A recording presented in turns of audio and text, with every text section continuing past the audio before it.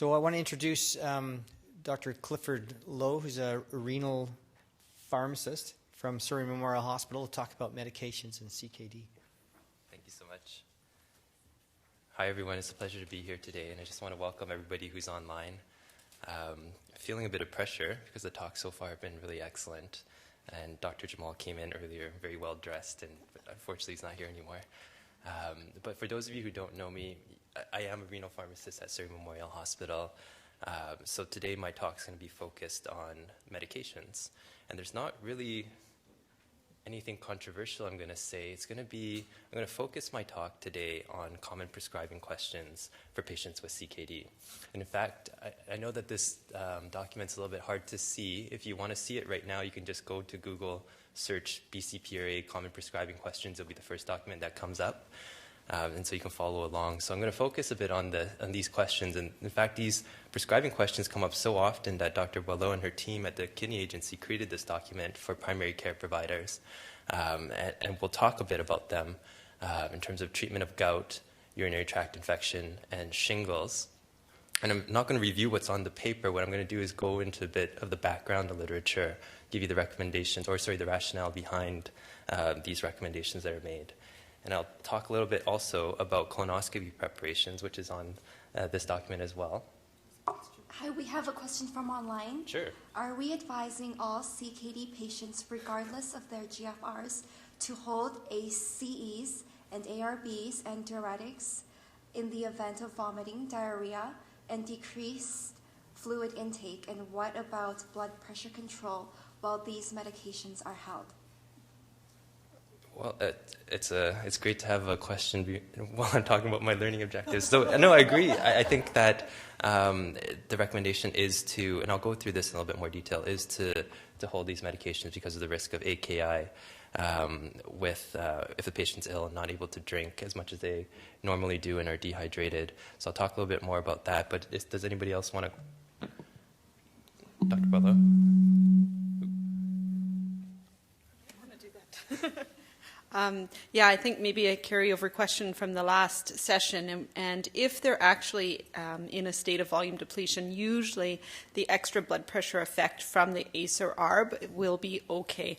If you are worried, you could put them on a bit of amlodipine or a bit of something else, but usually for an acute state over a couple of days, unless they're very brittle, hypertensive with high control, it usually doesn't matter. And I think one of the things, Myriam, Farah will be talking more about it in our next talk, but one of the things we didn't mention is if you guys could help us with patients that need an angiogram, because although we've talked to the cardiologist about this, they don't tend to hold the ACE and ARB and diuretics before, so that's a huge group of patients that we miss. So if you know your patient is getting a procedure, that would be the other time we would have that almost renal sick day where we'd hold those agents. The one caveat is the diuretic, because the last thing we want to do is have a patient that then is in fluid overload and can't lay on the table for their angiogram, but especially in terms of ACEs and ARBs to hold them. But generally it's a pretty universal rule, and we haven't had any problems with that at all. Sorry, Cliff. Thank you for that. And I'll talk a little bit more about ACE and ARBs and metformin and reinforce some of the topics that were discussed earlier. So thanks for that question. So that leads us into the AKI part, avoiding AKI. And while we're on the topic, I just want to spend a few slides. Dr. Farah is going to have a great talk on AKI just after me. But since we're on the topic of medications, I just want to say this one point. We talked a lot about blood pressure control, blood sugar control, and reducing proteinuria. But preventing AKI from occurring is also a good strategy to prevent progression of end-stage renal disease in your patients. You can see from this data that at time 0, if you have an episode of AKI, you end up, the risk of ending up with end-stage renal disease after 3 years is about 30%. And it's not just about preventing progression of kidney disease. Again, Dr. Farah is going to talk about the definition of AKI, but just small increases in serum creatinine is also associated with mortality. And the reason why I just pulled these up is because we're talking about medications here. And here in Canada and other first world countries and developed nations, drugs are usually contributing to a large percentage of AKI in our patients. And so that's going to lead us into our next portion. So on to the question that we had from online, holding ACEs, ARBs, and metformin. And so it's kind of, I just wanted to spend a very few slides on this because we've covered this quite a bit already this morning, but there's this confusion. I guess you'll see many of your patients will ask you tell me that these ACE inhibitors and ARBs are used to prevent progression of kidney disease, but at the same time you're worried that it's going to cause kidney disease. So I just want to review this very quickly. So yes, they have renal protective effects, and as we heard this morning, they reduce proteinuria. And part of how this happens is it reduces intraglomerular pressure. For patients who already have proteinuria, that means there's going to be less protein getting through the glomerulus, and protein itself causes inflammation and scarring in the tubules when it gets into the proximal tubules. So that's part of how it's protective. Also, theoretically, it increases selectivity of the filtering membrane, so again, you get less protein. And lastly, you get reduced production of angiotensin II, which, as we know from cardiovascular literature, this is a growth factor. It can cause fibrosis. It does the same thing in the kidneys, at least we think it does, and therefore you get the matrix production and cell growth, and that's leading to the early stages of diabetic CKD. And so, again, to repeat some themes this morning, it's beneficial. ACE inhibitors are beneficial in patients with diabetes. And also in patients with albuminuria, regardless of diabetes. So just to focus a little bit so that's the benefits of ACE and ARBs, but they do increase the risk of acute kidney injury, as we discussed. And as all of you recall, you have the afferent and the efferent. Afferent is what brings blood flow to the kidneys for filtration. And with ACE inhibitors, you actually vasodilate the efferent. So if you have a vasodilation of the efferent, then you have less pressure at the glomerulus, and therefore, for those patients who require that compensation to have normal filtration, you could cause them to go into AKI if you use an ACE inhibitor. So those are, for example, patients who have low renal perfusion, those who are dehydrated and ill at home, for example, or have diarrhea, heart failure. So what to do? Won't go through this in too much detail. Remember that you're going to see a natural rise in serum creatinine. That's normal with these medications. And again, that sick day management that all our kidney care clinics are giving to our patients and counseling them what to do in terms of their ACE and ARBs and diuretics and metformin. So a quick thing about metformin. I think Dr. White did a good job in talking about metformin this morning. And really, there's this controversy about people are not sure if lactic acidosis actually exists with the use of metformin. And again, this is a different study that he presented. This was a Cochrane review published in 2010. Again, found that there was no increased risk of lactic acidosis in patients using metformin.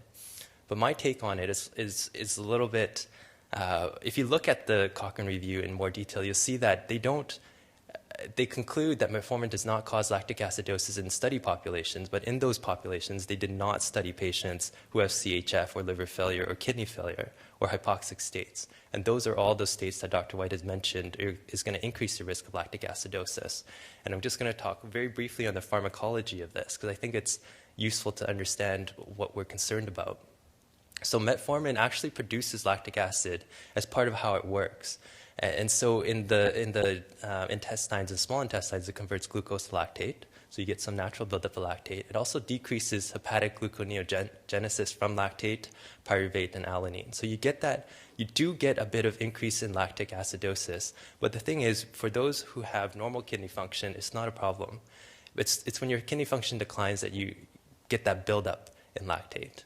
And so that's the concern with metformin. And again, the risk is very low, but I do think that it's a real risk. So moving on to gout, which I hope is going to be a little bit more exciting. Many of the speakers today already mentioned that we should avoid NSAIDs, and this is because of the antiprostaglandin effect, which vasoconstricts the afferent. And remember the anatomy of the glomerulus. Afferent is what is bringing blood to the kidneys for filtration.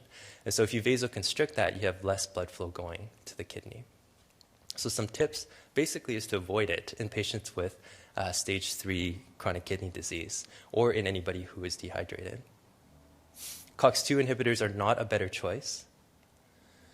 And so for gout, there's good options, and even for chronic pain, there's good options. We can talk about that in the breakout sessions after.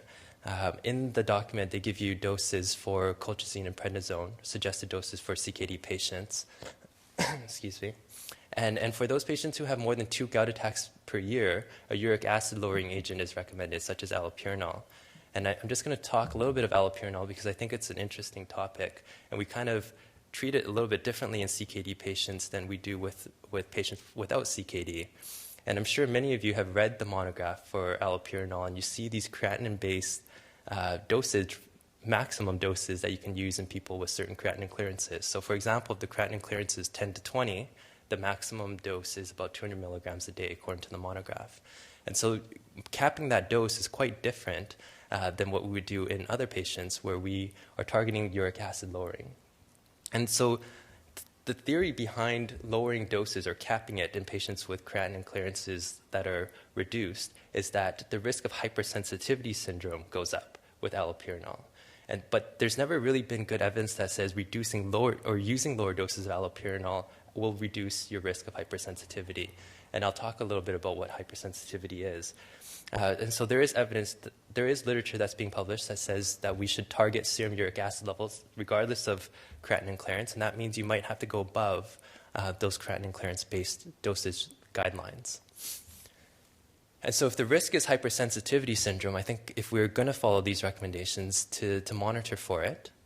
And so a little bit about hypersensitivity syndrome, it occurs within 2 to 8 weeks, and typically is what's described in the literature. And you need 3 of the following to be considered hypersensitivity syndrome. You need major skin manifestations, usually a maculopapular rash, the drug rash, fever. You get multi-organ involvement. It's usually the liver, which is why part of the reason why they recommend checking liver function tests, swollen lymph nodes, and hematological abnormalities. So that's what to watch out for. And here's the literature that supports going beyond creatinine clearance-based recommendations. This published study is a small study, it's open label, but it was prospective. And it was an interesting study. Basically, these patients, they took a bunch of patients with uncontrolled gout while being on allopurinol. I think the mean creatinine clearance was about 67, but it varied all the way from 19 to 130. So there was patients with low creatinine clearance. And basically what they did was they took these patients who had uncontrolled gout attacks and just kept increasing the dose of allopurinol by 50 to 100 milligrams every month until the serum uric acid was below 360. And for those of you who recall, below 360 is where we think that you're going to reduce your frequency of gout attacks and resolution of tophi. It's when the creatinine clearance is above 400 in many patients where you get that supersaturation and the deposits of uric acid into joints. So it was a 12-month study, and basically what they found was that many patients had to go above their dose, and they were fine. And for those patients who went above creatinine clearance-based dosing recommendations, about 90% of them achieved target serum uric acid levels. The median allopurinol dose is about 450 milligrams a day. And there was no major adverse drug reactions. Okay, so I think we probably are undertreating a bit with allopurinol in our patients. And it's an interesting drug. And so this is just another small study that I just wanted to highlight. It's very small, and it needs to be repeated in a larger population. But there is this theory that uric acid induces hypertension. It's pro-inflammatory. And it increases glomerular hydrostatic pressure. And by using allopurinol and targeting uric acid within the normal range, if it was elevated, bringing it back down, that patients had less increase in serum creatinine. And again, it's sort of a hypothesis-generating study. And while we're on the topic, I thought maybe we'll just have one slide on this new drug, febuxostat. I guess it's not that new anymore. But it's similar to allopurinol, that it's a xanthine oxidase inhibitor. It has a different chemical structure, though. The mechanism's the same, but the different chemical structure. And so the benefit, at least where you're going to get coverage from pharmacare, is that if the patient actually has true hypersensitivity syndrome, which I talked about earlier, with allopurinol, then you'll get this drug covered. In phase 3 studies, it was more effective than allopurinol in lowering serum uric acid levels, but it was kind of unfair in terms of how they studied it because they maxed the dose of allopurinol at 300 milligrams. And regardless of that, even though they had better serum uric lowering, the quality of life was the same, including pain.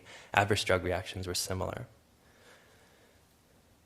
You'll see this come up a lot because it does not require renal dosage adjustment compared to allopurinol, but as we discussed, those recommendations are probably conservative. in terms of adjusting doses for allopurinol.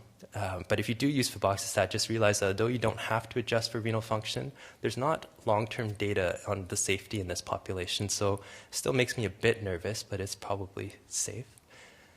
And really the big thing that's limiting its use is the cost compared to allopurinol. So next is shingles. Shingles, I'm sure many of you see quite frequently in your practice. And the use of antivirals is recommended in certain patients, those with ophthalmic involvement, those with disseminated zoster, so involvement of more than 3 dermatomes, immunocompromised patients, and those patients who present within 72 hours, who are immunocompetent, but they could be older, have a more severe rash or pain. And just a reminder that there is benefit of using these drugs. It's not a huge benefit, but there is some benefit. Reduces lesions by 1 to 2 days and reduces pain from 100 days to about 40 to 60 days, at least in studies. So the concern, and the reason why we're talking about it today, is the risk of neurotoxicity that's really just seen in patients with kidney disease or chronic kidney disease. So neurotoxicity manifests really as delirium and sedation, and every once in a while one of our patients ends up in the emergency room due to really high doses or normal doses, not dose-adjusted doses of antivirals. So this study, or this article, is actually a review article that reviewed all the case reports published between 1998 and 2009, and there's about 20 case reports. So it's not this really frequent thing that happens all the time, but it does happen.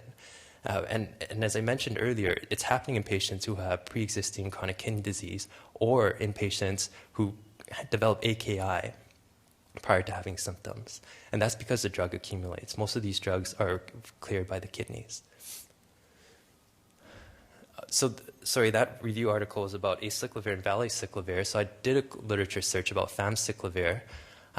There was one case report listed. I don't necessarily think that means that it's less neurotoxic. I think famciclovir is probably less used. And also the dosage adjustment for kidney disease or for creatinine clearance, it's a more conservative dose, especially when you go to lower GFRs, at least compared to Canadian labeling of valacyclovir. The American labeling for GFR less than 15 is about 500 milligrams a day every 24 hours for valacyclovir. So Canadian dosing is a little bit more aggressive. Next topic, or the second last topic, is urinary tract infections. Just 2 slides here, but statistically still, most of your patients who present with the UTIs, it's 85 to 90% of these patients are going to have E. coli. And therefore, nitrofurantoin is a great choice. It's affordable, and compared to penicillins and sulfonamides, there's much lower incidence of rash. So it's a good choice, but for patients with CKD, there's this concern that it doesn't work. And this is really, and you look at the monograph, it'll say avoid when the creatinine clearance is less than 60. And this is based on pharmacokinetic studies that have shown that if the creatinine clearance is less than 60, then you probably don't get enough concentration in your urine for it to be effective. But for those of you who follow the literature, you know that recently, or in the past few years, there's been some retrospective reviews that say that when they looked at charts, they found that people who did get this medication or this antibiotic, it actually resulted in clinical cure in most cases. So it probably is effective with the GFR or creatinine clearance of 30 to 50. And it could be one of those drugs that you use if you really are out of oral options.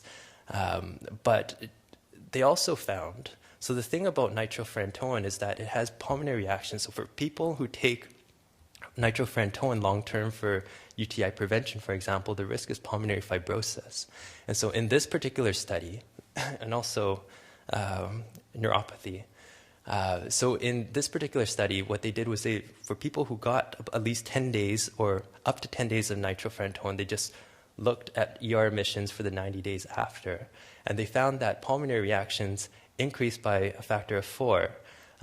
But overall, it was a low incidence rate. I think it was overall adverse drug event rate was about 0.2 per 1,000 patient days. So even though it was significantly higher than those patients who didn't get it, it was a low number overall. But those are some of the risk of using it in patients with reduced creatinine clearance. Other drug options, I mean, ciprofloxacin is a good option. It's well tolerated. You do need to adjust it for kidney function, but in a small percentage of people, you'll get a transient rise in serum creatinine BUN, which is normal. And when we talk about kidney stones later and treating it, if you're alkalinizing the urine, you got to be careful that you could cause Cipro to crystallize. Excuse me. So the other drug that's commonly used is Septra. And this can cause a reversible competitive inhibition of the secretion of creatinine, which means that serum creatinine will increase and creatinine clearance will decrease. This doesn't mean that you're causing damage to the kidneys, but this is just part of what the drug does in terms of its pharmacology. And lastly, tetracycline. I added this in here because if you look at literature from back in the 70s, they'll tell you that you really shouldn't use tetracycline. It still exists in the monograph today. And this is because it has an anti-anabolic effect.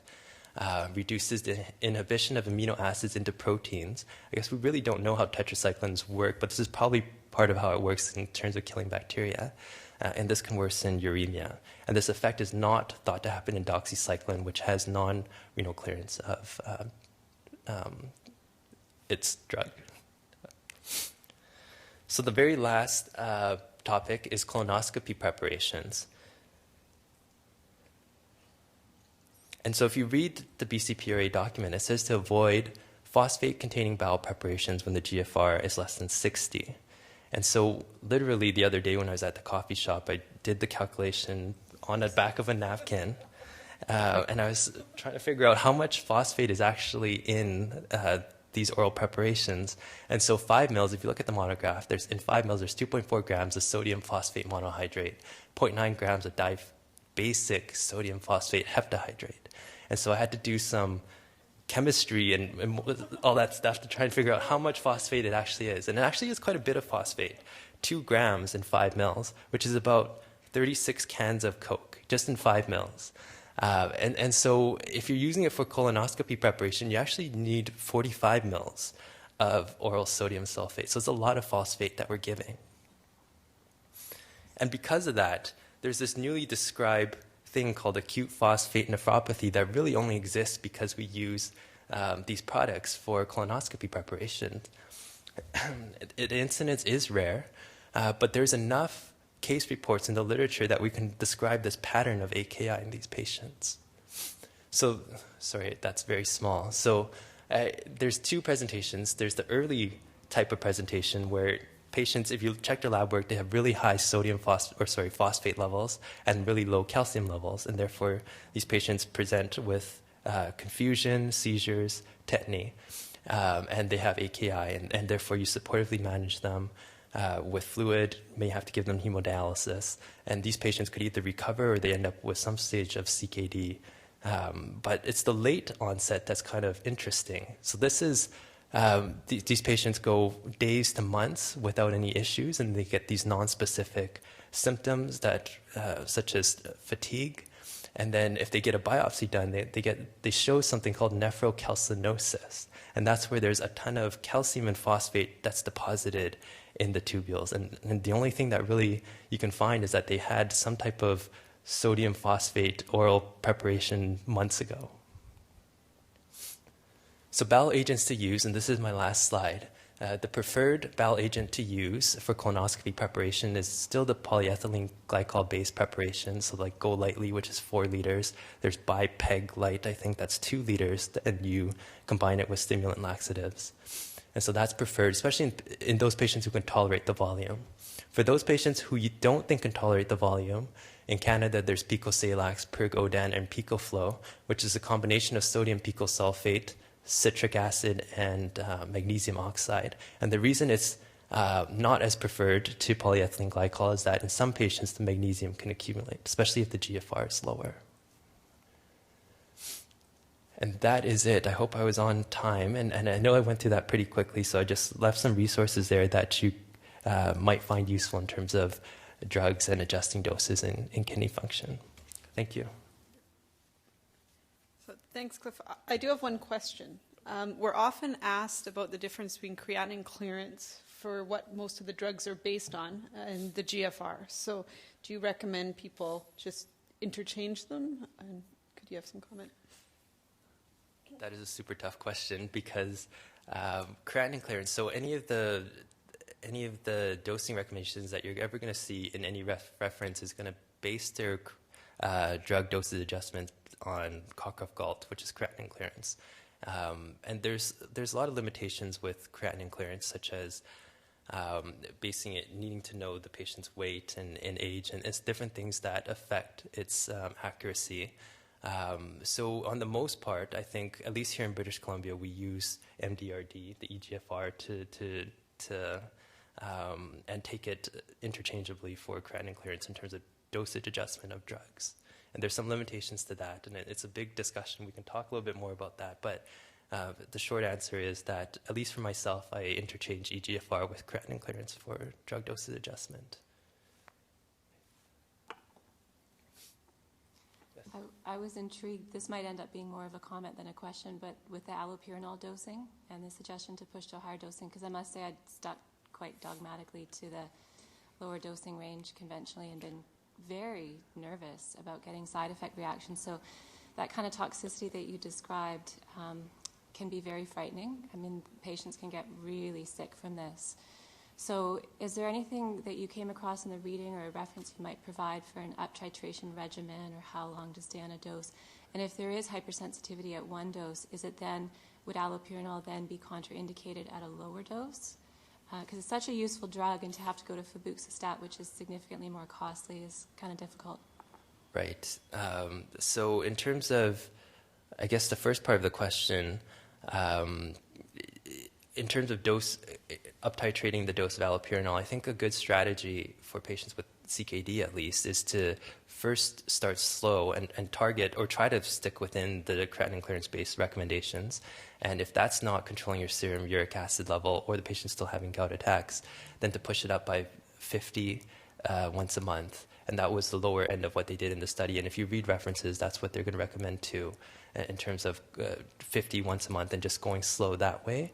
And maybe that's going to reduce your risk of hypersensitivity. But it's interesting because there's never been studies that said using lower doses is going to reduce hypersensitivity. So I think we're being cautious, but I'm not sure if sticking with lower doses is going to mean less hypersensitivity. Does that answer all parts of your question? Okay. Thank you. So I'd like to thank Cliff. Our next speaker is going to talk a bit about, we've talked about AKI a bit, but we haven't really talked about what it is or how to diagnose it. So Dr. Myriam Farah is a nephrologist at St. Paul's Hospital, and she's going to talk to us today about acute kidney injury. No problem. Hello, everyone. I found myself walking with the entire Santa Claus parade all down Burrard's, which was very, very fun.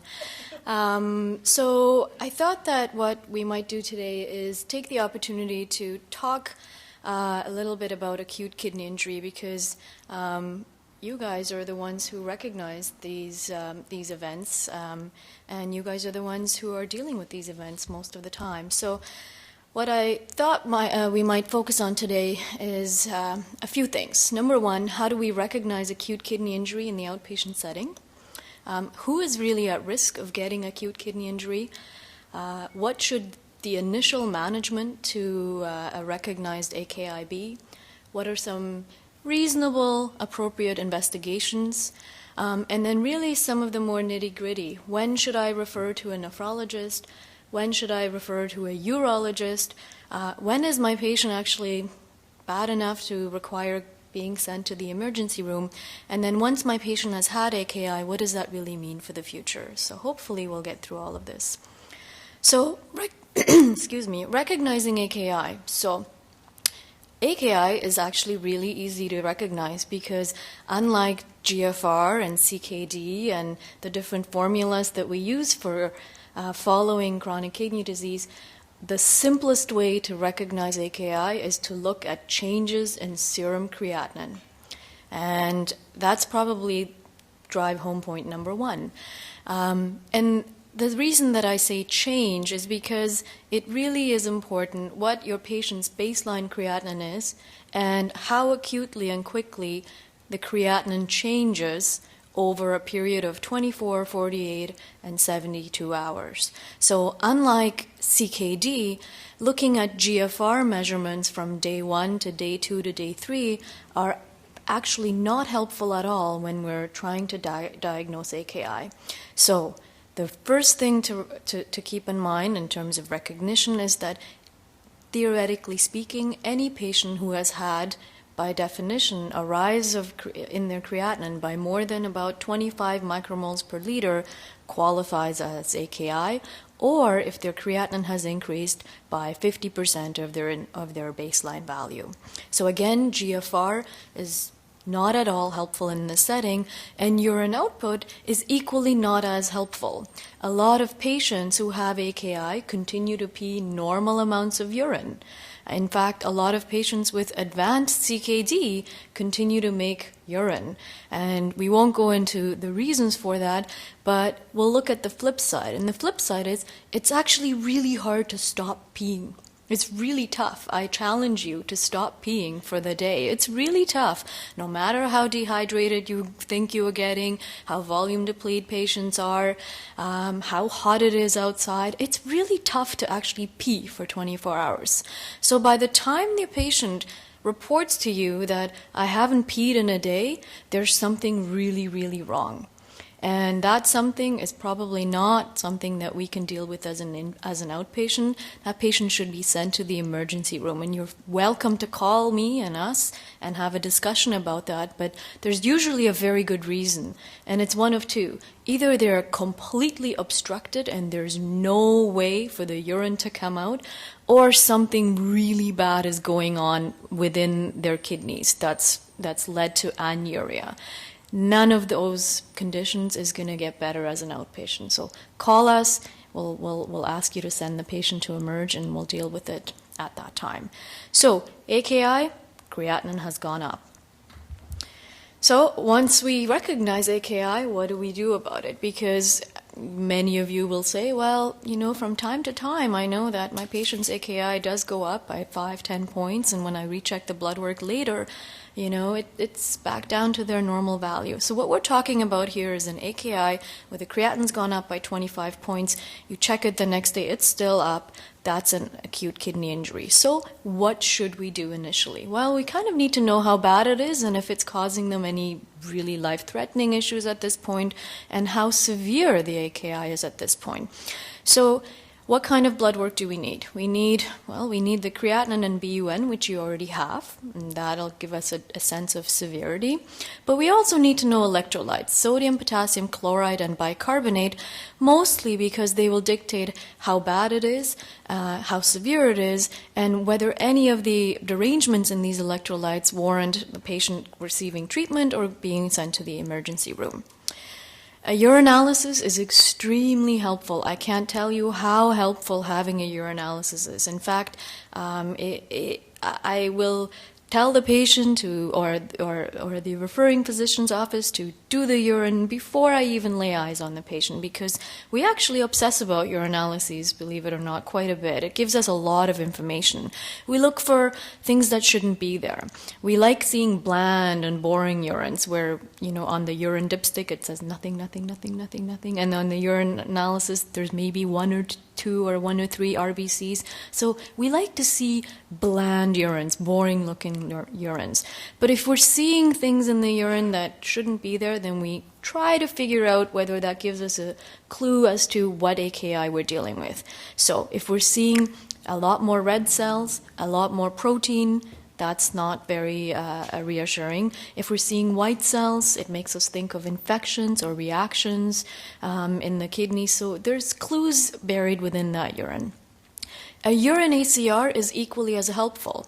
When you're recognizing AKI, there is absolutely no need to do a 24-hour urine collection. A urine ACR gives us a very good estimate as to how much protein the patient is probably excreting. And the quick and dirty rule, which we use, is to look at your patient's urine ACR and multiply it by 10. That gives you an estimate as to what their 24-hour urine protein excretion would be.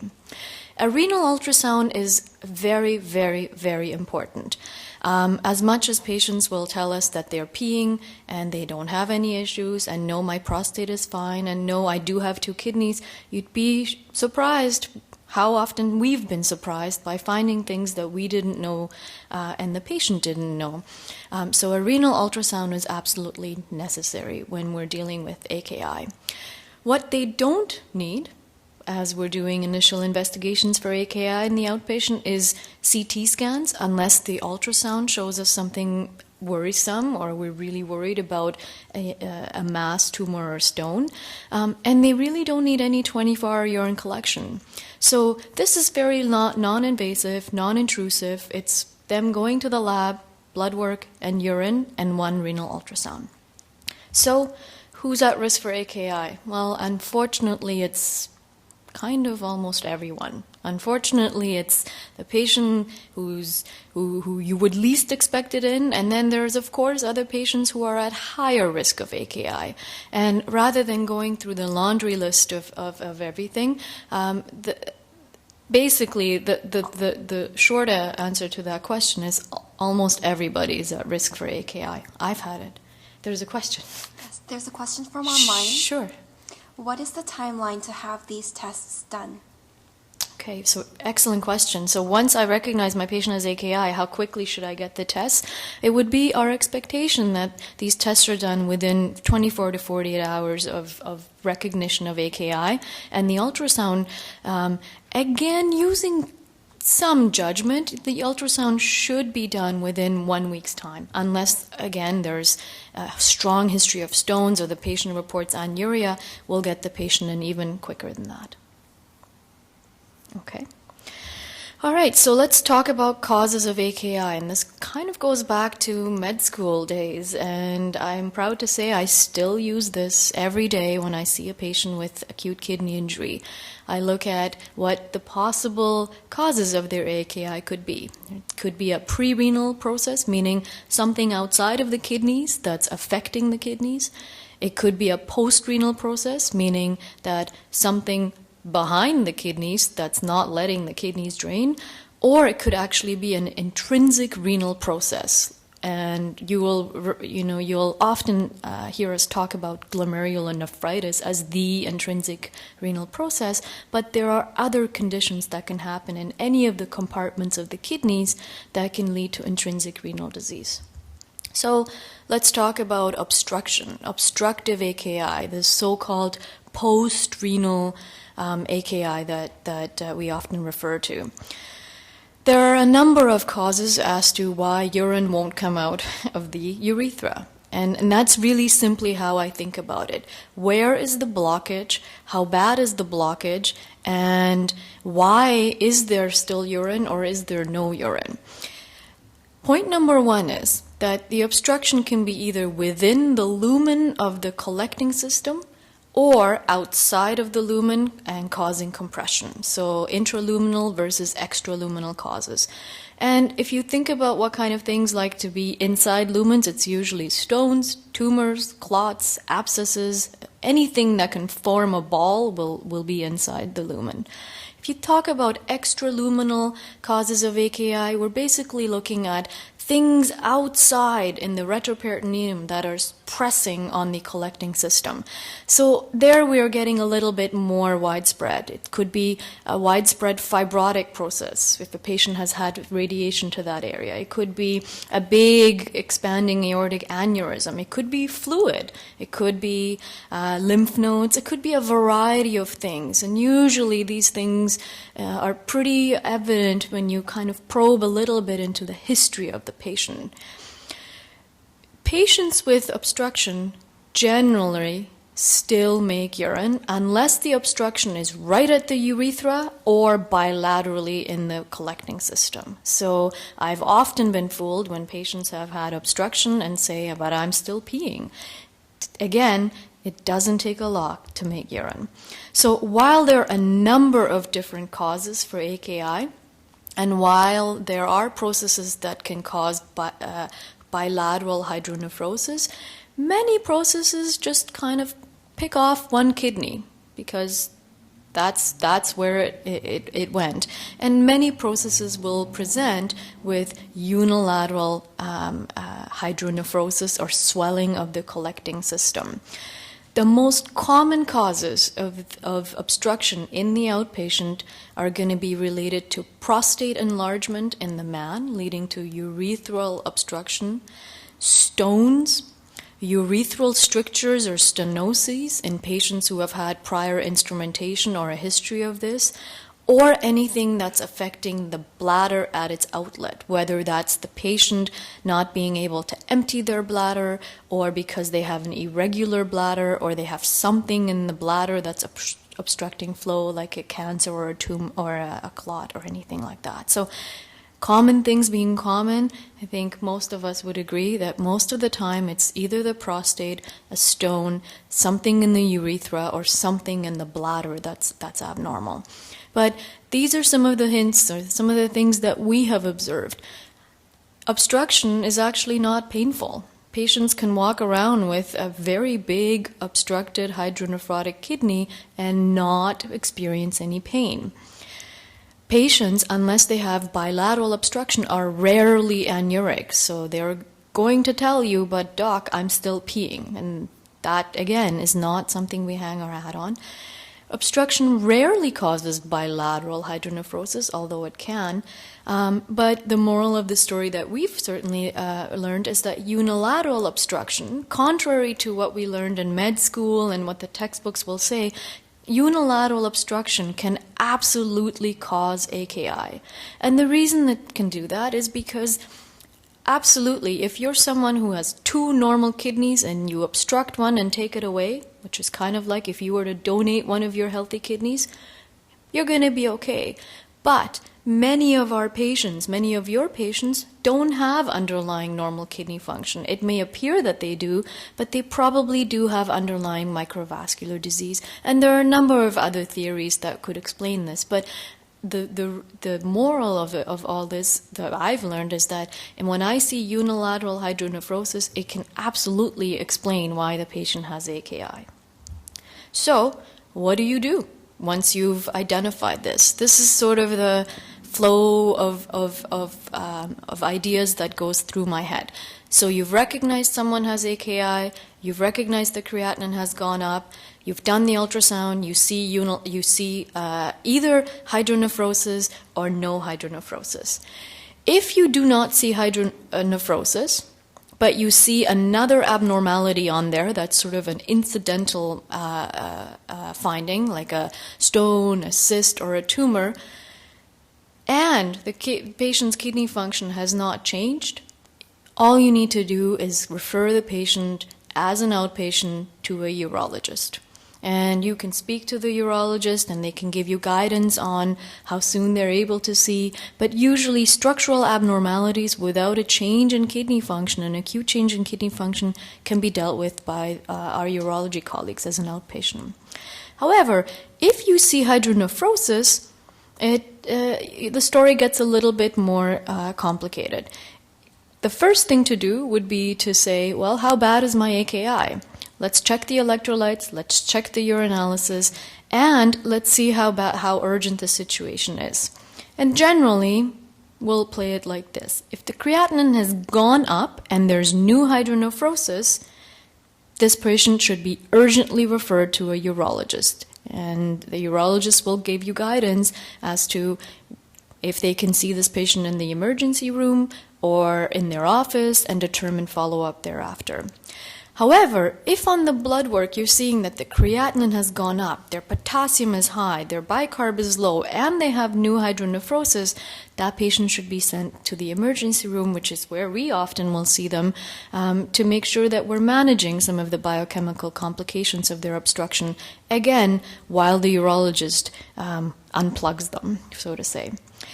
If you see hydronephrosis on the renal ultrasound, and on that ultrasound it also tells you that there is a stone that's causing the hydronephrosis, well, this is the one time when ordering a CT scan, a CT KUB, a non-contrast scan, is absolutely helpful because it'll give the urologist that you'll speak to a better picture as to exactly what's going on.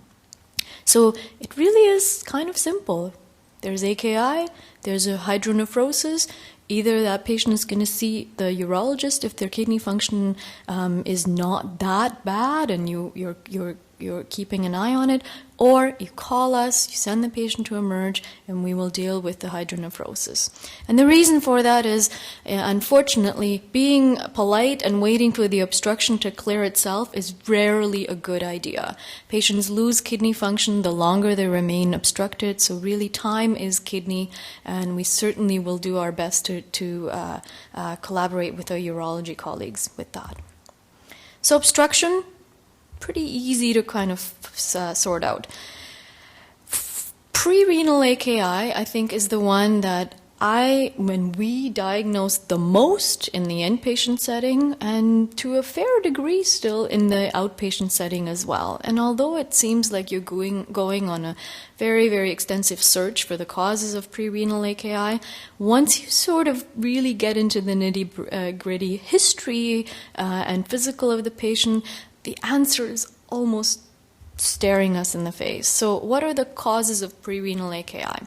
In med school, we learned that it was basically some process that's impairing perfusion to the kidneys, whether that's low effective circulating volume or low absolute circulating volume. And we've talked about, why might have a patient have low circulating volume? Well, if they're losing fluid, nausea, vomiting, diarrhea, GI bleeds, GI blood loss. There are a lot of other patients who are not losing fluid, but the fluid is in the wrong space and it's not exactly helping to perfuse the kidneys. Those are your patients with cardiac impairment and liver impairment who are undergoing, changes in cardiac output and renal perfusion as part of their disease process, and it's part of the medications that they're on. There are other causes for pre-renal AKI, but in the outpatient setting, they're much rarer. So those include things like abdominal compartment syndrome and, expanding aneurysms and such things. But again, in the outpatient setting, pre-renal AKI is usually because they've lost fluid or the fluid is in the wrong space and they are impairing renal perfusion. So what do I do, or what do we do when we think about pre-renal AKI? So again, the most common causes we sort of talked about. The workup remains the same. We're going to get our ultrasound, our urinalysis, and electrolytes to see how bad things are and if there are any other clues. The urinalysis in pre-renal AKI should be bland because there is no intrinsic renal disease. In other words, we shouldn't see red blood cells and protein in the urine. We should just see a bland, normal-looking urine, because it's not the kidneys that are going haywire. It's the rest of the body, and the kidneys are really just the bystander in all this. But unfortunately, the bystander becomes sort of almost something to focus on. So what would be a reasonable thing to do? Well, the management of pre-renal AKI is to stop any potential nephrotoxins or any potential medications that might work together to impair optimal renal perfusion. So that very helpful NSAID, that very helpful ACE inhibitor are probably not so helpful in this setting, and they should be discontinued. Any new medications that they may have started or any over-the-counter medications should be stopped. If they need to remain on any medications, please check dosages, and we heard about how to dose things based on GFR. Of course, this becomes very complicated because I just told you that GFR is not helpful when you're dealing with AKI patients. Generally, the rule of thumb is to try to renally dose according to the GFR that's reported to you, but recognize that that GFR often overestimates the kidney function in the AKI setting. And then, really, we do simple things to improve renal perfusion. If they're hypotensive, we'll hold their antihypertensives. If they're volume depleted from having a couple of days of nausea, vomiting, and diarrhea, it's perfectly acceptable to encourage them to have salty broths and fluid intake to try to get their fluid up a bit. But then really, it's what happens afterwards to look at how urgent the situation is. If with all of these interventions, your patient's blood work improves within 24 to 48 hours, you've won. You have gotten them through their AKI. But if you are not seeing an improvement in their AKI and the creatinine continues to worsen about 24 to 48 hours out, we would love to hear from you, because this patient probably needs further interventions and workup. So we won't know until we check. So in a patient with AKI, daily blood work is actually absolutely necessary. Of course, we all know that patients are not exactly keen on this if the weekend's coming up. And so, there is judgment, of course, in all of this. But depending on severity of AKI, daily blood work is absolutely necessary. And even if it is getting better, we'll still likely want to hear from you if their kidney function is markedly off their baseline at this time. So, intrinsic AKI. Well, intrinsic AKI sort of becomes a hunt for us. We basically work with you to rule out pre-renal and post-renal causes, and then it becomes sort of a search for where is the problem in the kidneys. And I will touch upon some of the issues in intrinsic renal diseases, but I'm not going to spend too much time for a couple of reasons. So there are a number of intrinsic renal diseases. They can come from either problems in the glomerulus, in the tubules of the kidney, the interstitium, or the vasculature. However, each one of these has very, very specific presentations, and each one of these has outcomes that can be quite severe or not so severe in nature. There are some clues that your patient can give you that might go along with intrinsic renal processes. Typically, on history, it would be entirely reasonable to ask them very, very quick renal symptoms, autoimmune symptoms, and a constitutional screen, check for new medications, and then any new risk behavior for viral diseases. And once you sort of have these as part of your questionnaire, it becomes almost second nature. So new renal symptoms that would be interesting would be abnormal discoloration to urine, red urine, frothy urine, green urine, any onset of edema that they're not used to, which would go along with sort of a nephrotic picture. So if they're telling you their hands are swollen, their eyes are swollen, or their legs are swollen, this would be abnormal. If the patient with previously reasonable blood pressure, whether they were on medications or not, now has very, very high blood pressure, that would go along potentially with a new intrinsic renal process. And then really it kind of becomes a screen of the person overall. Are there any new autoimmune sort of tasting features that the patient tells you?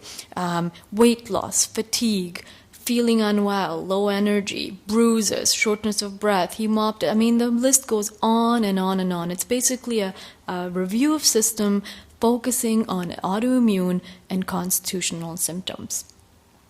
The physical examination can be quite helpful. In addition to blood pressure and weight, what I typically look for is, again, evidence of autoimmune features.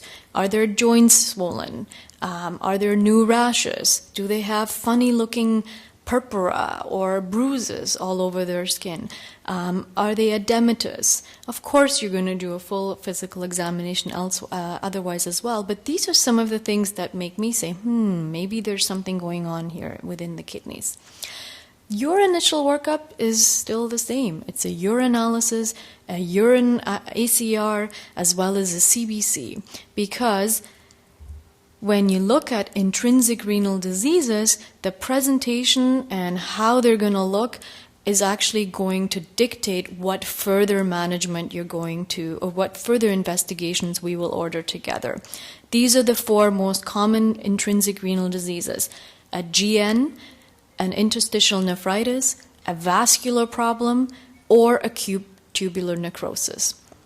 All four of them have different presentations, different causes, and different outcomes. And so that's where we come in.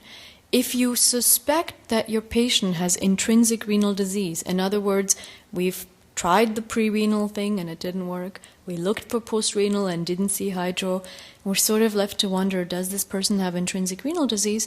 That's when we want to hear. We always want to hear from you, but here's where we really want to hear from you, because together we can decide how quickly we need to see the patient, and we can actually get some initial investigations going. And you see here a list of things that you'll see us order in many patients where we want to either rule out or suspect intrinsic renal diseases. And some of these things, or all of these things, you can order as well. And we are happy to walk you through the initial workup so that by the time we see the patient, we've got some things cooking already. But ultimately, when it comes to intrinsic renal disease, the patient may actually require a kidney biopsy, and in many, many, many cases, the kidney biopsy is quite diagnostic and shows us exactly what's going on in the kidneys. So, once we see it, it's pretty obvious to us what we're dealing with, but it means we have to see the patient quite early, and we have to make sure that we get the biopsy organized as soon as possible. So that sort of brings us to, okay, well, my patient had AKI, and now what do? I got them through their pre-renal insult, or they were really sick and they were in the hospital and had AKI, but they got better, or they have an intrinsic renal process and they're now being followed by the nephrologist and their creatinine has just never really been the same. So once a patient has had AKI, what does that really mean? And here's where our Saturday is about to get a little depressing. So long-term outcomes in patients with AKI are not that great. We'll start with stating the research, but then we'll talk about how to translate this research into our daily practice. The research will tell us that once a patient has had AKI, he or she is more likely to have another episode of AKI, to develop chronic kidney disease. If they had chronic kidney disease already, to have accelerated progression of their CKD, and by that means perhaps potentially develop end-stage renal disease much more quicker, and they're actually more likely to die. So that's really depressing, and we struggle with this all the time. But here are the caveats. I would never tell a patient who has had pre-renal AKI and got over it that, did you know that this means that in 20 years you will be dead? I mean, this goes along with a lot of other associations in the literature that are probably not wise to bombard our patients with. I am not talking about concealment, but I do caution against, bombarding patients with research findings. But at the same time, I think it is extremely, extremely important for us as the healthcare provider to know this, because what it should make me do is to be extremely cautious with this patient, to recognize that I really need to make sure that this doesn't happen again. I'm going to pay particular attention to their medications. I'm going to pay particular attention to educating my patients so that they know what not to do or what to do or how to prevent or how to avoid this from happening again.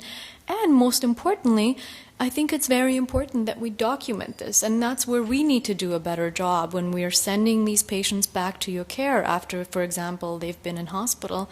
You should know that they had AKI. Even if their creatinine went right back to baseline, it's very, very important that they had this and got over it. And how I always think about it is, think about a patient with heart failure. Once they're in the hospital with heart failure, that diagnosis follows them for the rest of their life. Even when their echo shows normal EF and their cardiologist never sees them again, we keep saying, history of congestive heart failure. So you can say what you will about that, but it's sort of similar with the kidneys, They were down, they were affected, they were injured, there was a clear clinical impact on the patient, and that impact will likely last and drive outcomes in the outpatient. So it's very important that we document this for you and that we all sort of pay attention to this. So I think I'm right on time. So in summary, suspect AKI in outpatients whose creatinine goes up by more than 25 from their baseline or more than 50% from their baseline. Exclude post-renal causes by doing a history and an ultrasound, and based on the findings on that ultrasound, we'll send the patient to either the urologist or the emergency room, and we're happy to advise you about that. Look for and reverse any potential pre-renal insults. Look for the medications that might be contributing. Try to get blood pressure and perfusion up if possible. But if you're not seeing patient move into the right direction after 24 to 48 hours, call us. You are as likely, or there is potentially an intrinsic renal process, or at the very least a more complex process going on, and we're happy to guide you through how urgently the patient needs to be seen, what type of workup would be initiated, and really sort of work together in getting these patients through this. Protect your patients from AKI. Unfortunately, what we often teach our trainees is there is no treatment for AKI. There is no medication or procedure or anything that I can give a patient that's going to make their AKI worse or better. It all comes down to prevention, like many, many things that you already have heard, I'm sure. And with that, I'll close and open up for questions or discussions.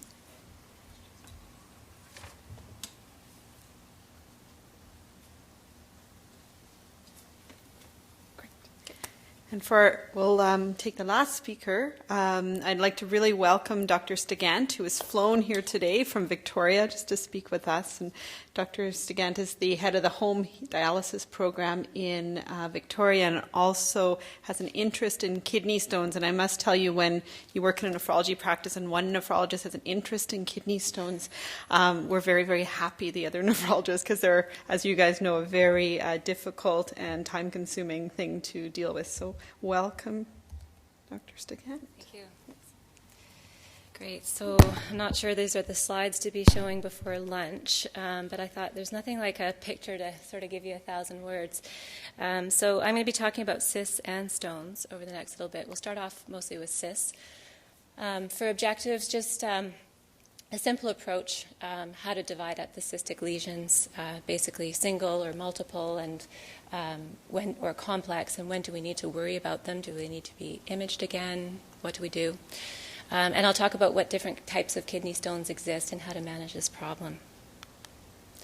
So starting off with the cyst slide, these, as we'll see in the subsequent slides, can occur up to 10% of individuals. So I'm sure everybody here has had imaging reports come back, whether it's a renal-specific indication that you've ordered the test for, or it's something else and it's just an incidental finding.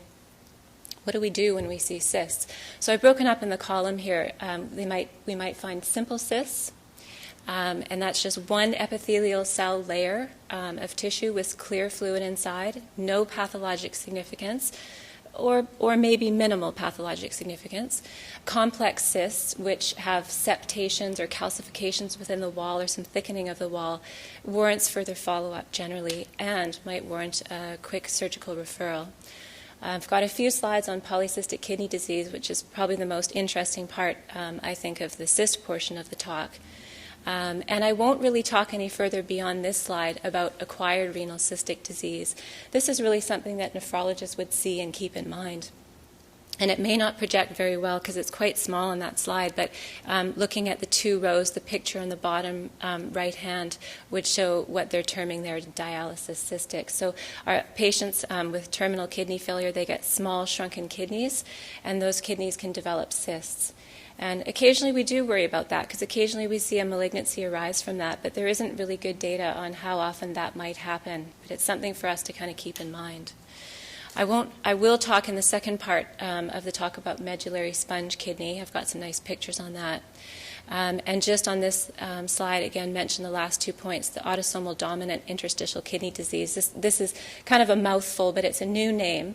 In the pediatric population, it used to be called juvenile nephronophthisis. And in the adult population, it's gone by a variety of terms. But this is a disorder that's characterized, unless you're imaging the patient, it might be kind of hard to figure out because they have a normal urine sediment, they don't have pain, they don't have hematuria, they don't have a lot of protein. It is familial, that's often a hint, but they'll just present with an asymptomatic decline in kidney function, and usually they're normotensive. One of the features that's been recognized more recently is high uric acid levels in this population, and it might be a tip if you have a young patient who's getting a lot of gout to consider this. But again, not a big... I'm not going to say anything further about that condition. And then there's other conditions. These are von Hippel-Lindau tuberous sclerosis. And these individuals have germline mutations that predispose them to early malignancies in other distributions, not just in the kidneys, but they can get cysts as well, or complex cysts. So I'll just mention them here for completeness. So as I've already mentioned, simple cysts, they're fairly common, and like anything, their incidence is going to vary with the population. In general, the older we get, the more likely we are to have one or a few simple cysts, such that the incidence gets up to, the highest incidence I saw was 30%. That actually surprised me a little bit, above age 70. So again, can be bilateral in a reasonable number of individuals, tends to be more common in men. Again, single epithelial cell layer and just sort of clear straw-colored fluid filtrate within it. And previously thought there was no significance, but there was a study that came out. I've got it in small print there, but it's just really if anyone's interested in the primary references. A helpful study that came out a couple of years ago showing an association with hyperfiltration. So that's sort of more than usual kidney function. And probably the classic example of someone who might hyperfilter would be an early stage diabetic nephropathy before their renal function starts to decline. Not necessarily higher incidence in diabetics, but for whatever reason these patients hyperfilter more. Mild renal impairment, hypertension, and albuminuria. So it's kind of interesting. I'm not... the take-home message from that is you don't necessarily need to go checking someone's kidney function if you incidentally find a cyst, but it might just be worth probing, does this person have high blood pressure, or, might consider checking their renal function if they've got other risk factors. Simple cysts are generally benign and we don't need to image them again, but one thing to be aware of is that just by mass effect, they might actually affect how blood flows to the kidney, and as a result, there might be increased release of renin. And so they might get a renin-induced hypertension. Pretty rare to get infection, but that might be linked to obstruction, which is the last point in that list. So again, if they are blocking the flow of urine within the kidney, there might be a risk for obstruction and infection. And it's pretty rare for them to bleed. So again, these can get quite big. And I've had one or two patients that I've seen because they had pain and they ultimately had kidney imaging done, and there was so much pain probably from the capsular stretch of the kidney. And if that happens, the blood vessel on the surface might just get stretched and it might break, and you could have sudden bleeding. And it can be very, very painful indeed to have a bleed into that cyst, and then it expands further and it stretches the capsule further, and there's quite a lot of pain. But that would really be quite uncommon. And as I've said here, for most instances, no follow-up imaging would be necessary. Complex cysts are a different story.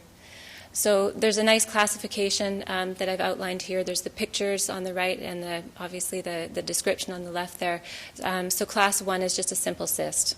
And then it goes all the way up from there to class 4, and so varying degrees of anatomic or structural changes within. So the cysts that you'd worry about, they'd have, or not cysts really, the masses that you'd worry about, they'd be what's called complex, not just one cavity. There's septations within them, or little internal walls within this lesion. They'd be irregular at their border. They'd be very thick in their wall. They'd have calcifications that are quite significant, quite thick or widespread. And then when contrast is given, and hopefully the patient would have adequate renal function that we could give contrast, most of the time they do, you'd see significant lighting up with the contrast. There's lots of blood flow going to those lesions. So the 2F are ones that have more than 1 millimeter of calcification, more than 1 millimeter of the wall, more than 1 septation generally, about 25% of those end up being malignant. And if they're kind of a borderline call, then, I would generally refer them to a urologist, because I think the urologists have a lot of practice in following these patients and sort of looking at them and when do they need to do something. And depending upon the patient's health status and their preferences and their willingness to live with a possible cancer that's developing, they might recommend that that be resected. For 3 and 4, you'd resect them. The 3 lesions, about 50% of them are cancerous, and 4, 100% of them are cancerous. So in some instances, it's really easy to tell. Definite cancer, probable cancer, possible cancer follow. Okay. Polycystic kidney disease. What a great picture I think that is on the left. And these are, for some of the referrals we get where patients have multiple cysts, kind of more than 1 or 2, but not like you see in that big kidney on the left. Sometimes we get asked to assess, does this patient have polycystic kidney disease? Well, there's no question there on that big kidney, is there? And I mean, that's the classic phenotype of PCKD1, the more aggressive form, as opposed to 2, the less aggressive form. But PCKD2 kidneys can look like that too. Massive enlargement. There's nothing subtle about it. Multiple cysts filling just the whole, going right widespread through the kidneys. So you see the CT scan image there, and you can see all those little gray, dark gray cysts full of the fluid. So very structurally abnormal. So in terms of making a diagnosis then, the criteria for diagnosing, if a family history is known. So this is about population prevalence of this condition, as much as 1 in 400 and as little as 1 in 1,000. So we're going to run into patients with this. Probably most of you will have a patient with this condition in your practice. And so often, and because it's autosomal dominant transmission, there'll be 50% likelihood, obviously, of passing on to every offspring. So there is often a long-standing history. My mother has it, or my uncles have it, or people have these extraordinary histories within their family. My such and such relative died of an intracranial hemorrhage, intracranial aneurysms being associated with these cystic conditions. So if they come along on a plate with that kind of history, again, it makes life easy. But if you're looking and trying to figure out if their history is known, even from an early age, if you're looking at a young individual, these diagnostic criteria apply. So ages 15 to 39, surprisingly small number of cysts that can really clinch a diagnosis, 3 or more, either on one side or both sides. So it's not many cysts that you need at a young age if you have a known family history. 40 to 59, 2 or more cysts per kidney, 60 or older, 4 or more cysts per kidney. But again, normally it's not subtle, and it's not sort of counting them and how many are there. It's just there's multiple cysts, it's too many to count. And if you look at them by MRI, it's tens of thousands. If the family history is unknown, there's no definite number. We don't have criteria as strict as that, but obviously the more there are, the more likely it's going to be that they've got this condition. And with 10 or more per kidney, it would be strongly suspect. So I've already talked a little bit about the incidence. Another point that might help with diagnosis is if they've got cysts in other organs, so most notably the liver. Half, I thought it was interesting reading half, because in my experience, it's certainly more than half of patients also have liver cysts. And it seems to me that the liver cysts can cause quite a bit of morbidity, probably just the location, sort of next to the stomach. They get a lot of early satiety. They just contribute to the sense of fullness. You've got a third organ in your belly, which occupies a huge amount of space, and you see some people coming in just really distended, large abdomen. It's quite extraordinary. So a significant number of them will have liver cysts. Pancreatic cysts they might have as well. And women can also have ovarian cysts, not listed there. So I would say that in my experience, about half of patients would have complications from cysts. We already talked a little bit about the pressure effect, or the size effect. All the things we said about simple cysts earlier are true for this, but compounded because there's so many of them.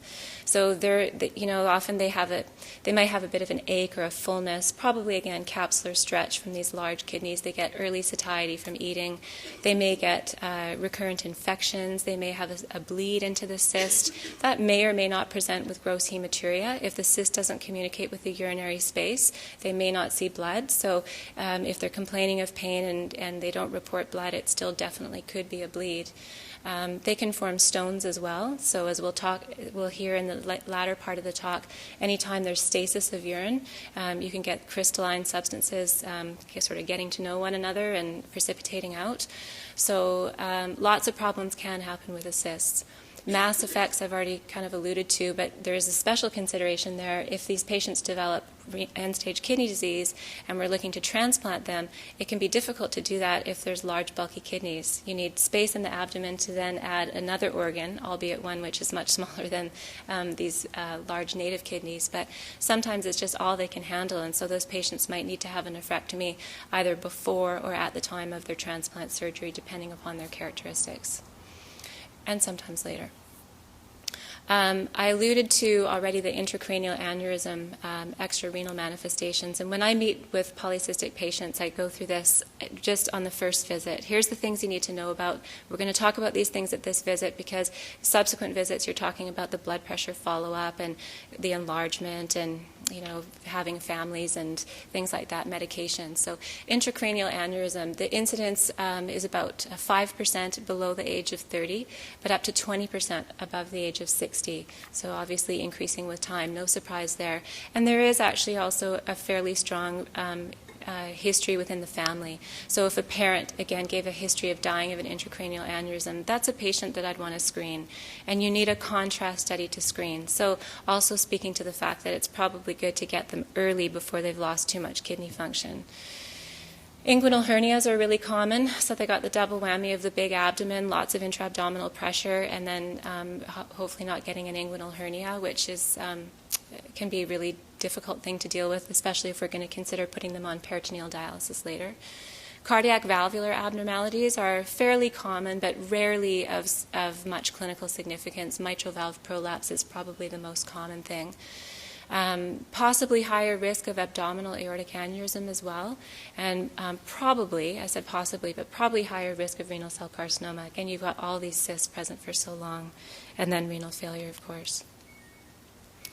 So in terms of renal failure, polycystic kidney disease is one of the leading causes of terminal kidney failure and patients needing to go on dialysis in Canada. They comprise about 5 to 10% of our ESRD population. And there's a higher risk of, so ESRD, end-stage renal disease, that's kidney failure. There's a higher risk of that with, as I've mentioned, there's different genetic subtypes of this condition. So PCKD1 tends to be more aggressive. Men, unfortunately, across the board do worse with any type of kidney disease. That applies to polycystic as well. And low birth weight, too. And that's believed to be a surrogate for being born with a smaller number of nephrons and functioning units per kidney, so a lower renal mass, and then your existing renal mass is affected by cysts and structural abnormalities, and you get the double whammy. Hypertension is also a very strong predictor, and I felt obliged to put this in. There was some talk earlier about blood pressure targets, and this is pretty extraordinary information, I think. It just was published in November, I'll say this month, in one of our major nephrology journals. Just was presented at the ASN meeting a couple months. So hot off the press here are blood pressure targets for individuals with polycystic kidney disease. So we were hearing earlier 140/90, 130/80, whether or not you're diabetic or you have some protein, but here 95/60 to 110/70. It's shockingly low. I mean, even to me, treating these patients every day, that is a shockingly low blood pressure target. Now, I will say that's in the population that has normal kidney function and less than 50. You really wouldn't want to do that to an older person. I don't think they would tolerate that at all. But ACE inhibitors are first line. And this study actually looked at lower versus higher targets. So the patients with a lower blood pressure target did better. They did not develop enlargement of their total kidney volume as fast. So yes, it is a surrogate outcome. But they also looked at adding on ARB to ACE inhibitor. So we heard earlier as well that that was kind of a no-no right now. So it's nice to know that there's no therapeutic advantage to that combination, which we know is dangerous. Looking at the more advanced population with more impaired kidney function, and there was no age cutoff there, but GFR 25 to 60, again, very low blood pressure targets, 110/70 to 130/80. So this is new, and I think this is really important. Probably the most important thing that we can do for our patients, apart from, what we've already heard, which is a lifestyle advice. So imaging factors, generally the larger the kidneys, the poorer the prognosis, and then lab factors, markers like albuminuria, hyperuricemia. Increased urine sodium excretion might be a marker of higher sodium intake, but it might also be a marker of renal tubular dysfunction. So the more cysts they have, the less they're able to absorb sodium. And vasopressin has been, like antidiuretic hormone, vasopressin has been implicated as a pathologic cause of cyst enlargement. So one of the, under my treatment line, you'll see vasopressin receptor antagonists. There's studies that have been done using those. Awfully expensive medications, really not studied well with a long-term follow-up exposure, and really not practical. But good old drinking fluid goes a long way.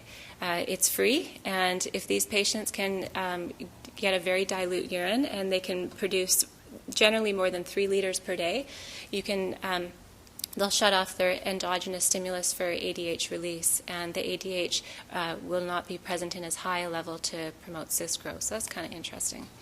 So the usual diet and lifestyle advice, low sodium, higher fluids, as I've said. We also recommend avoiding caffeine because caffeine has been shown in lab animals, not in people, however, to increase the rate of cyst growth. So there's some basic science evidence that caffeine might be harmful. And the other therapies are really not for mainstream use. Very laden with side effects, very difficult to take, lots of interactions, and really not for mainstream use. And after this slide, I'll transition into the stone part of the talk. So if you'll remember back to anatomy days, the cortex is the outer part of the kidney and the medulla is the inner part. So this is obviously a very descriptive term, medullary sponge kidney. In the medulla, it looks like a sponge. And that's just because the cortical collecting duct in this condition, so the very terminal part of the renal tubule, instead of being nice and straight, it has lots of outpouchings. It's very structurally abnormal. Lots of nooks and crannies for crystals to hide and for stones to grow. So on the other picture there on the right is a CT of an individual who's got diffuse calcium deposition throughout the medulla, and you can see how it whites up nice and light white. It's not supposed to do that.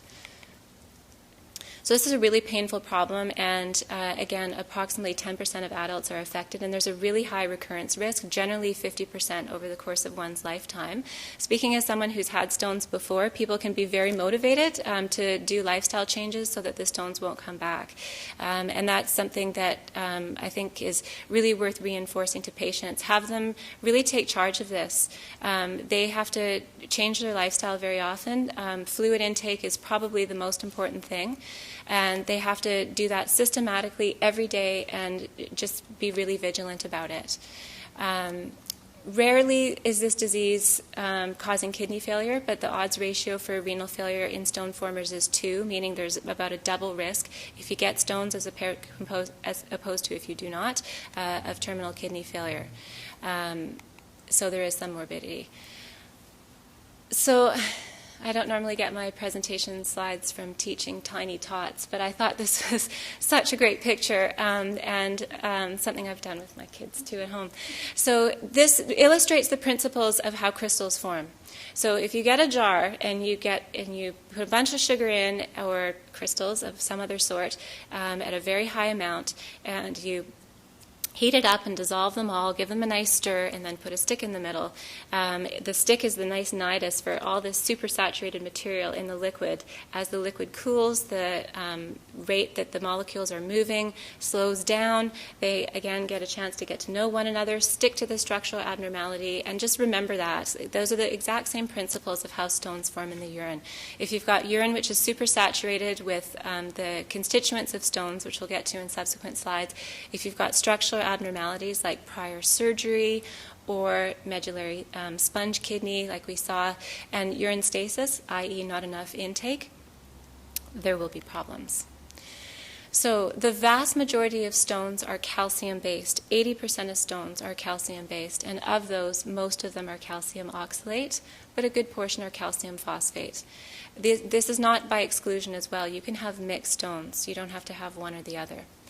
Uric acid stones are similarly common, and we'll talk in subsequent slides about who's more likely to get those. The staghorn calculi are probably the ones that you remember the pictures of, so they fill in the collecting system, so you get literally like a stag's horn. As the calyces get just filled with this stone and the collecting system, they're large, they have to be removed by surgery, tremendous morbidity, and you don't want them coming back. Certain medications, we already heard about the Cipro. That was a reminder to me about Cipro. It's not one of the most common ones, but there are other medications that can cause it. And then rare stone disorders, which I won't go into. So the bottom line is if someone passes a stone, what kind of stone is it? And that's important to know because you don't want them to have it come back again. And then I think another important question is when do they need to be sent off to a nephrologist? And I'll speak to that briefly because I don't actually have that in any of my slides. I think it's reasonable for us to see patients who have either recurrent stone problems or if they've had a single episode and it's been very significant. So that might be that you image a patient that's had obstruction, say, and they've got kidneys that are full of stones. Or if they're medically complex patients, people who are on anticoagulants, people who are immunosuppressed and might have presented with urosepsis, elderly people who had acute renal failure with that episode, people who can't afford to have this happen again. I think we should see those patients as well. Our leading source of referral, mine anyway, are our local urologists, so they generally get a good grasp on what's within the range of normal, an individual who has a stone or two over the course of their lifetime, as opposed to this is really abnormal, you've formed a lot, or you're very young, or you're forming them very quickly, and we need to get some help. So some of the things that I would look at in determining what type of stone they have are how old they are. So it might be a hint if they're really young that they might have one of the congenital things, what sort of illnesses they have. Again, individuals with, well, we'll talk about this subsequently, but individuals with short gut syndrome are going to have intestinal hyperabsorption of oxalate, and so they'll be very prone to getting calcium oxalate crystals. Individuals along the metabolic syndrome spectrum, whether it's early with metabolic syndrome or later with established diabetes, often have defective urinary acidification, and so they get acid-base imbalances that can predispose to stones, and with acidic urine they get uric acid crystals. Family history is often illustrative, again with some disorders, but I think probably the biggest thing in the family history are those individuals who get a lot of high urine calcium excretion. Occupation and environment is important. I had one patient who was like a flag lady on the highway, and she had no washroom that she could go to, so there's considerations like that as well. And again, prior kidney surgery just being the structural abnormality. So the presence of crystals is a little misleading. I'll see patients in the office and they've never had stones before, and you'll look at their urine and there's calcium oxalate crystals there. I saw a patient just the other day who had more calcium oxalate crystals than I'd ever seen, and she was referred for chronic kidney disease, and she'd never had nephrolithiasis before. So the point I wanted to make is that the presence of crystals doesn't mean that someone is going to have stones. In terms of what testing to do, this is probably not appropriate to go all out after one uncomplicated episode in a well person. But again, if there's a pattern that's developing or it's been a particularly severe episode, you'll want to know what their kidney function is. Their serum bicarbonate, because again, with acidosis, you might have a predilection to uric acid stones.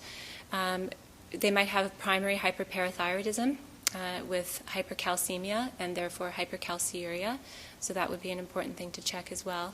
I've already mentioned about the metabolic syndrome spectrum and high uric acid as well that might be associated with hematologic abnormalities or just intrinsic metabolic issue. They might get more uric acid stones. I find the 24-hour urines to be a really helpful way to look at the biochemistry and hone in on what needs to be improved, and it's a way that we can really help patients with a diet advice. So those are the things that I measure there. And I've alluded to the urine pH a little bit as well. This was an old point that I always remember from medical school, that radiolucent stones are uric acid stones, radioopaque stones are the other ones. But in actual fact, we don't really do many just plain film of the abdomen to look for stones anymore. So we get an ultrasound or CT. CT is probably not good for serial imaging because of the radiation exposure. And if these patients are recurrent formers, they're going to be getting lots of surgeries, there are lots of procedures, they're going to be in ER, they're going to be getting CTs in the middle of the night. So when I can, I follow them with ultrasound. But there are times when you're going to need the CT-KUB.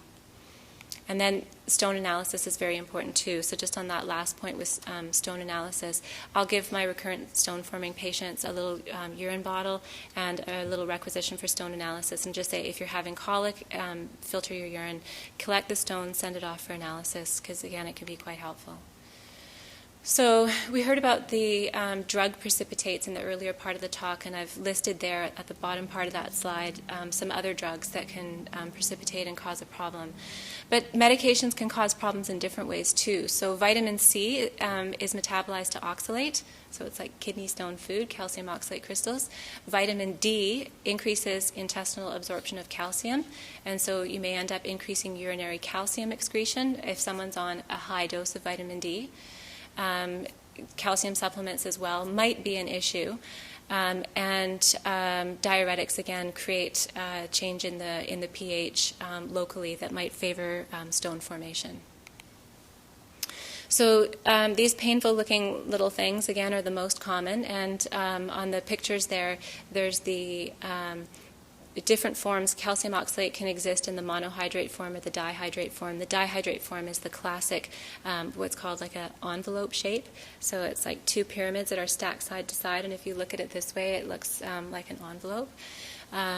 It's the presumed, I think it's reasonable given the high frequency of this, that would be a presumed diagnosis unless there's something atypical on the patient's history. So higher incidence definitely if someone's had a bowel resection, and again there's a concern about absorption issues. If they're on really high dose vitamin C, we don't see that too often, but occasionally people are fanatical about that and they'll take like 50,000 units of vitamin C or something. And again with the family history, because there is a phenotype where there can be impaired tubular calcium reabsorption. And those individuals are prone to low bone density, and there's a high familial risk there as well. It's not necessary to have high urine calcium to develop calcium-based stones. And for the average patient who doesn't have some significant underlying disorder that I've just talked about, they probably won't have high urine calcium excretion. Similarly, hyperoxaluria is not necessary. Uric acid stones, again, reasonably common and such a common comorbidity for those with the diabetes spectrum. Chronic diarrhea because they get the bicarbonate loss. Obesity, metabolic syndrome, again, malignancy, higher uric acid generation. Again, these aren't seen on plain X-ray, and hyperuricosuria or elevated uric acid levels in the urine are common in individuals who are uric acid stone formers. So these struvite stones are the staghorn ones that I was mentioning earlier. Really impressive. You need the surgeon involved to take them out. And they're typically formed in infected urine in the upper urinary tract. And a tip-off to them being there is that the urine pH is really, really high. So that's because of the presence of these so-called urease-cleaving organisms. You might remember hearing about that. So they create lots of urea, create a very alkaline environment, and the urine pH, you'll get the report back like greater than 8 or greater than 8.5. In my experience, you just don't see that in any other situation. So that's something that can be a real helpful tip-off, the presence of infection, and those patients should remain on antibiotics until they have surgery, until these stones are removed. Cystine stones, thankfully, are less common, and I think in the interest of time, I could answer any questions someone might have about those, but I'll just move on from that. In terms of proven treatments, it's basically drink, drink, drink. and drink water. It would be the number 1 beverage. And if they want to choose a number 2 beverage, put some lemon juice in the water. Lemon juice is a calorie-poor, very bioavailable source of citrate. And citrate is good for preventing all forms of kidney stones, all forms. Prescription citrate therapy is pretty expensive, and not that lemons are cheap these days, but a lot of people find it much preferable to just squeeze some lemon into the drinking water. So we'll usually recommend the equivalent of a starting dose of prescription citrate therapy would be a 1/4 cup of lemon juice and 2 liters of water.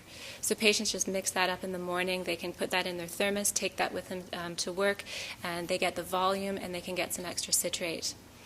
In terms of prescription therapies then, thiazide diuretics and allopurinol, which we also heard about a bit earlier, can help in decreasing stones. And I will say the literature in this area I think is really poor. There's a lot of small studies that are done. There's meta-analyses of small studies. There's conflicting evidence. For every paper that you find that thiazide diuretic will work, you'll find another one that says that they don't work. But I think these are the therapies that I use. These are the therapies that most stone clinics would use. And you'd want to adopt prescription therapy in patients that have failed conservative management. So the way the thiazide diuretics work is by causing sodium depletion. And when the body is low in sodium, the kidney tubules will reabsorb it very avidly. And there's one transporter where when they're reabsorbing sodium, calcium gets co-absorbed. So causing a salt depletion will increase the calcium absorption from the renal tubules and thereby hopefully reduce the incidence of stone. I will just mention about oxalate in the diet because a lot of people sort of grab onto that. The concentration of calcium is 3 orders of magnitude higher in the urine than is the concentration of oxalate. And so it makes a lot more sense if you can to adjust calcium. It's hard to do that. It can be hard to do that. But a low salt diet in individuals who don't need or can't tolerate a thiazide or are already on it, and the thiazide in others who have failed conservative management. Since we're talking conservative stuff, I'll do this slide and then I'll go back.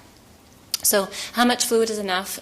They have to pee more than 2.5 liters a day. And for some people, like those who are recurrently forming stones with something like medullary sponge kidney, probably more than 3 liters per day. Again, it's a lifestyle change issue. Sodium, it's the same recommendation, less than 2 grams daily, possibly lower. This is one important take-home point, that they do not need to ingest a low-calcium diet. Unless they're taking huge amounts of vitamin D or huge amounts of calcium supplement, they really probably shouldn't have to stop their calcium or vitamin D supplement as well, unless they've got hyperparathyroidism, and then that would be, if they had hyperparathyroidism, they'd often go to surgery and have parathyroidectomy. But those calcium and vitamin D are important for, or we think they're important for bone health. I think there's some literature that's come out now that refutes that a little bit. But generally, I wouldn't take older women, for example, or someone with osteoporosis off those medications. It might be worth, if someone has a really bad problem with recurrent stones, looking at the urine calcium before and after. And I've done that before, certainly, because sometimes it gets down to, God, we've done everything. Like, the patient's going crazy. They come into the office with their jug, and they're still having pain, and they're passing stones, and they've had another surgery in the one per year in the last 3 years. What else can we do? And we thought, okay, well, let's look at this. Maybe we should be thinking about taking away the vitamin D or the calcium. So you start getting into the nitty-gritty with some patients, but for the most part, they don't need to come off any calcium supplement. Oxalate foods are really healthy foods, green leafy things, fruits, whole grain products. So it's hard for patients to reduce those in their diet. We talked a little bit about adding the citrate. There's no specific target for citrate, but I think the more is the better. Low protein diet. Protein diet is an acidic diet generally, and so you get bone buffering. You get your small amount of bone will actually break down the calcium and the phosphorus. The phosphorus will buffer the acidity in the food, and the calcium is lost into the urine. And we mentioned the vitamin C earlier. In terms of other treatments, another thing, if you've kind of tried the low oxalate diet and failed, patients can use calcium and chew it up at the time of their meal to act as an oral oxalate binder.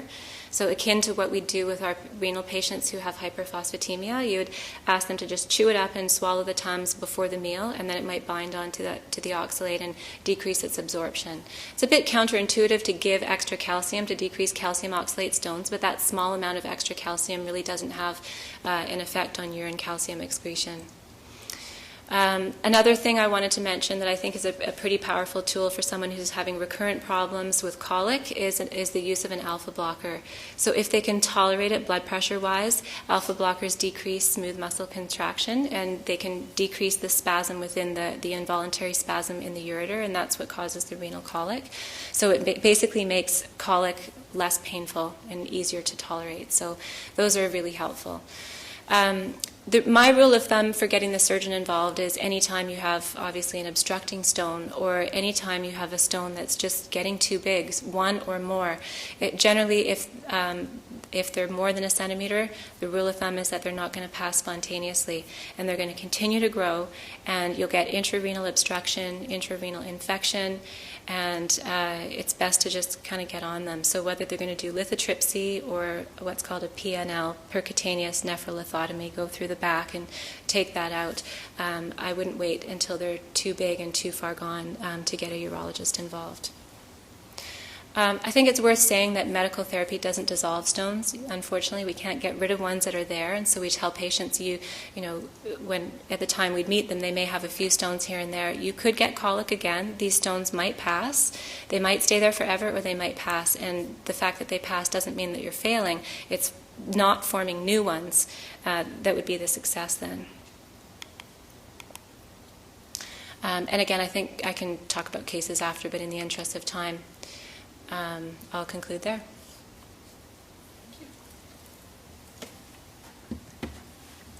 Any questions from this or other presentations? We have one online first, and then Dr. Lowry.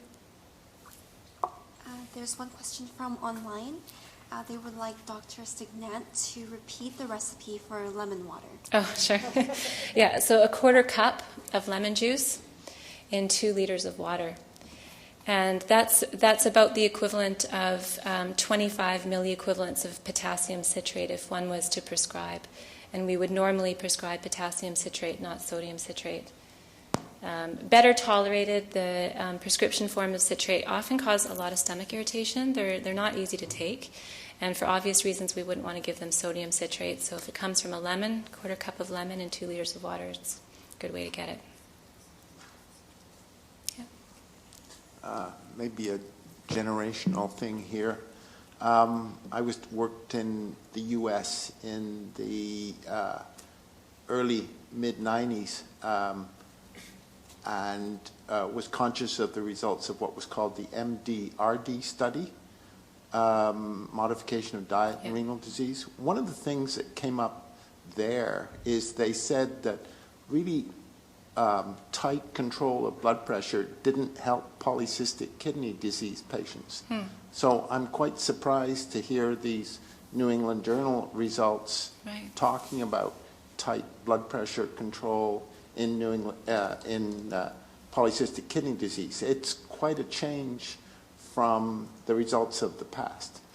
And would be a change in my practice. Yeah, it's an interesting point. I'd have to go back to MDRD and look at how many of those patients were polycystic patients, because that, of course, would be a subgroup.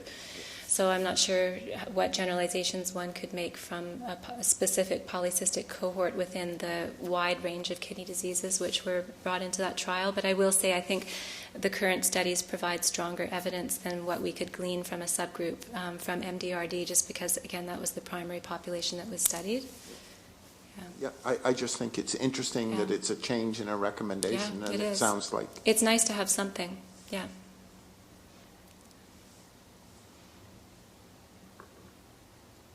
One more question from online. How do you manage low-grade anemia? Low-grade?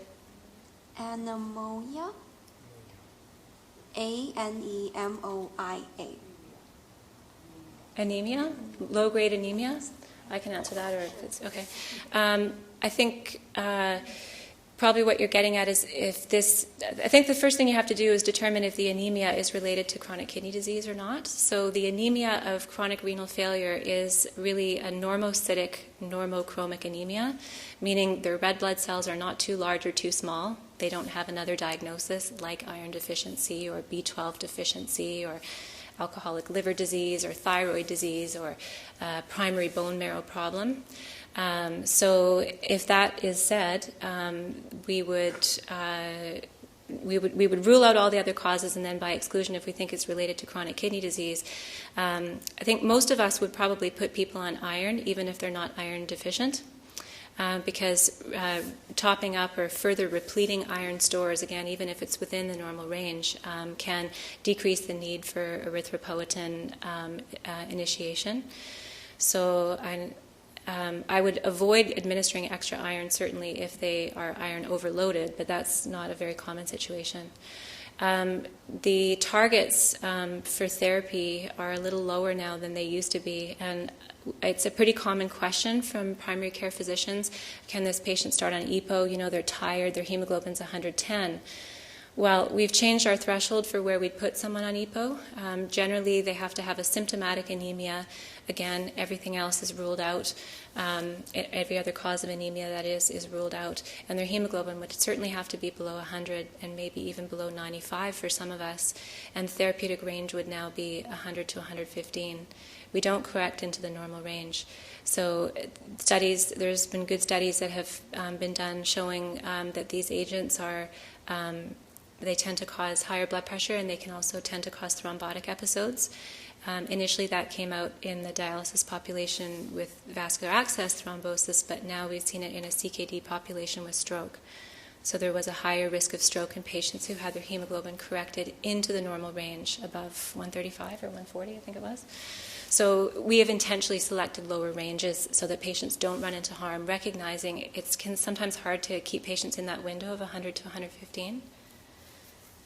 Probably answered more than I needed to there.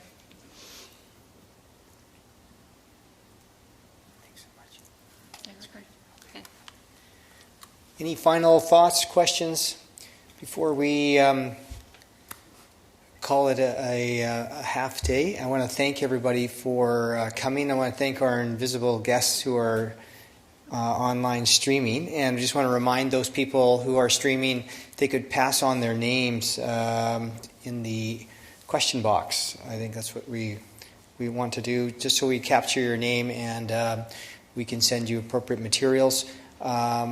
Make sure everyone's registered with the event so you can capture your CME credits as well. And I want to thank the organizing team for this CKD Symposium Day. I think it's wonderful to have everybody out, and the new twist of having online streaming, I think, allows people in the other areas of the province that where travel is much more challenging. We can use technology to disseminate information in a much better, wholesome way. So thanks very much for organizing that. And I want to thank all the speakers for coming and taking a half day out of their busy lives to be here.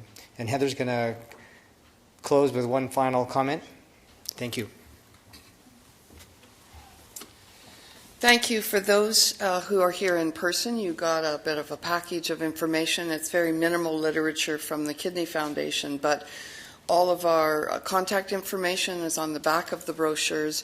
We have lots of educational material. It's all free. We can mail it to you.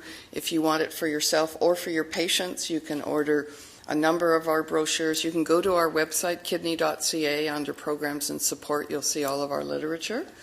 So again, the Kidney Foundation is really happy to sponsor, along with BC Renal, events like this. So you will be getting by email an evaluation soon, and please take a couple minutes to complete it so we'll know what worked, what didn't, and what we should do next time. Thanks a lot.